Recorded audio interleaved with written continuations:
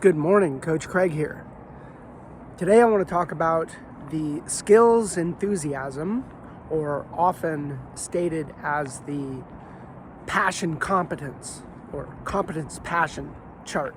So the idea is on the x-axis you have skills or skill level, and then on the y-axis you have enthusiasm.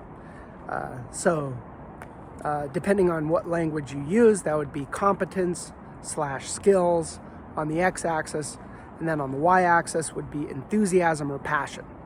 Okay, so what you ultimately want is you want to be as far to the upper right as possible.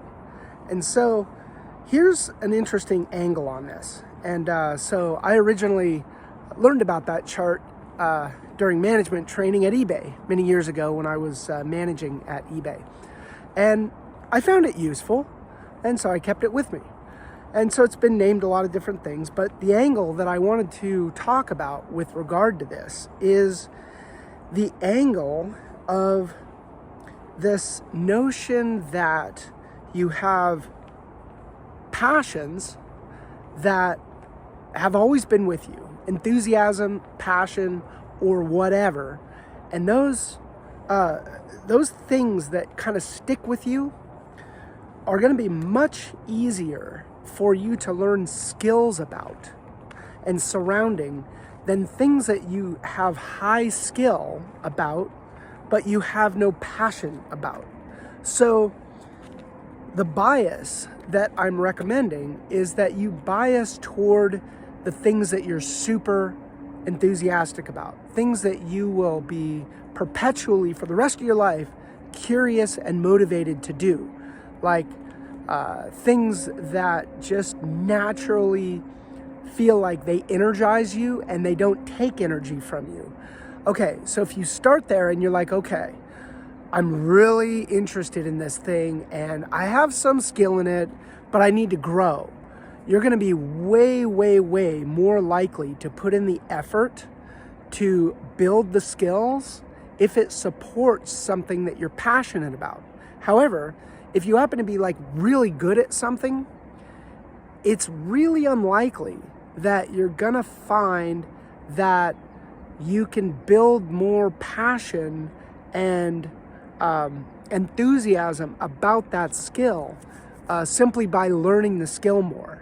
And so the point here is that there are things that we're passionate about and approaches that we take that are kind of sticky. It's highly unlikely that those are going to change, whereas skills are not as sticky. That's my point here.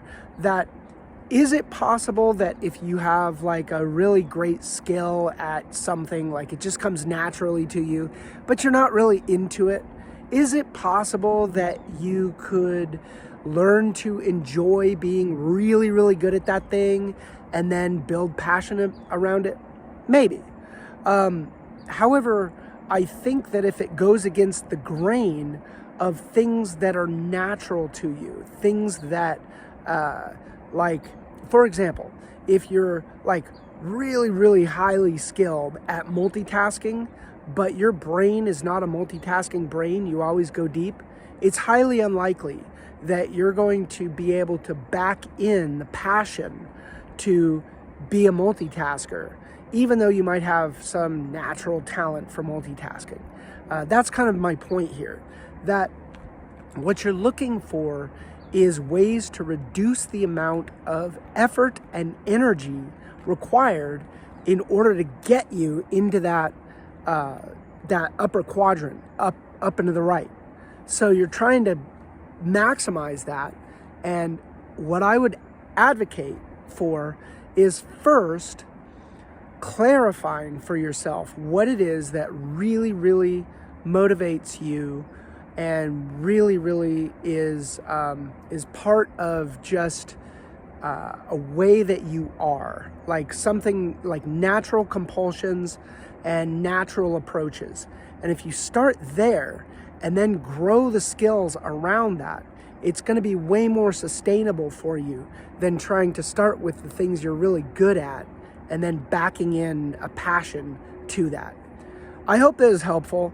It was an interesting angle for me, and certainly helped out with thinking about my learning and what I ought to be spending time learning about. Coach Craig out.